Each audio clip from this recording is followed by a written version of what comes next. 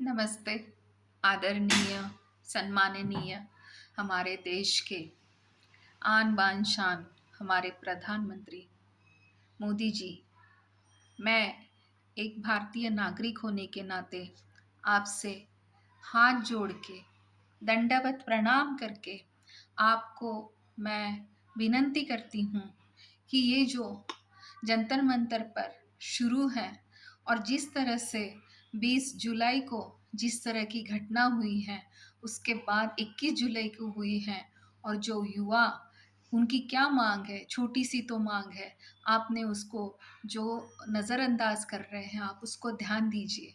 आप उनको जेन ज़ी कहते हैं, आपको पता है, ये युवाओं की सहन शक्ति की आपने तो दाद देनी चाहिए।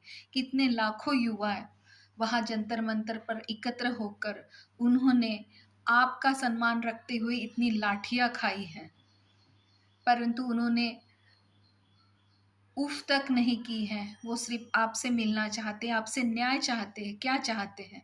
कि एजुकेशन सिस्टम पे बात करना चाहते हैं और एजुकेशन सिस्टम पे बात करने वालों को अगर आप देशद्रोही कहते हैं, पाकिस्तानी कहते हैं, उन्हें अब अगर आतंकवादी कहते हैं, तो ये कितनी भयंकर मानसिकता हम लोगों की है।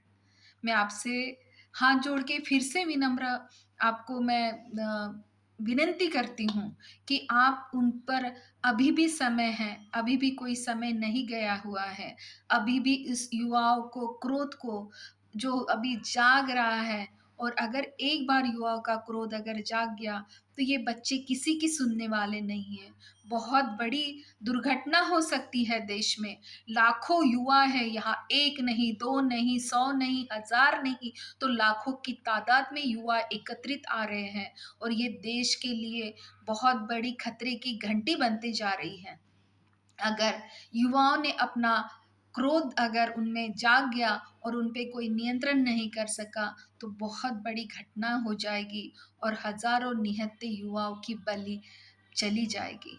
और वो लेने के लिए जिस तरह जंतर-मंतर पर 20 तारीख को लाठियाँ बरसाई गई है, उन पे अश्रु गैस फेंकी गई है, उसमें कील ठोक कर जिस तरह से उन्हें मारा गया है, देखिए कितनी भयंकर स्थिति है। फिर भी वो युवा हटे नहीं हैं, युवा डटे हुए हैं। तो आप वक़्त रहते संभल जाइए। अगर कल कोई बड़ी दुर्घटना होती है और किसी का भी बा बेटा अगर वो उसका अगर उसको कुछ भी बाल-बाका होता है, तो देश की कोई माँ आपको माफ़ नहीं करेगी। आपको मैं फिर से एक देश के नागरिक होने के नाते आपसे मैं फिर से विनंती करती हूँ कि आप होश में आइए, अहंकार को त्यागिए।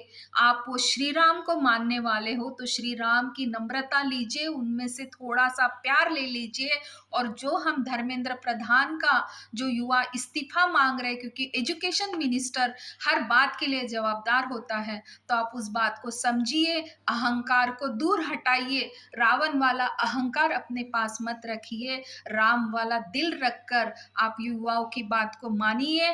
धर्मेंद्र जो प्रधान हैं, उनका आप इस्तीफ़ा दीजिए और आप अभी भी उस युवाओं की बात को मान लीजिए। वो आपसे गुज़ारिश कर रहे हैं, विनती कर रहे हैं, भूख आंदोलन कर रहे हैं, वहाँ वो शांति से बैठे हैं। पर अगर अभी वक़्त रहते अगर आपने इस बात को ध्यान नहीं दिया, तो ये बहुत ही आक्रामकता यहाँ पर आ जाएगी।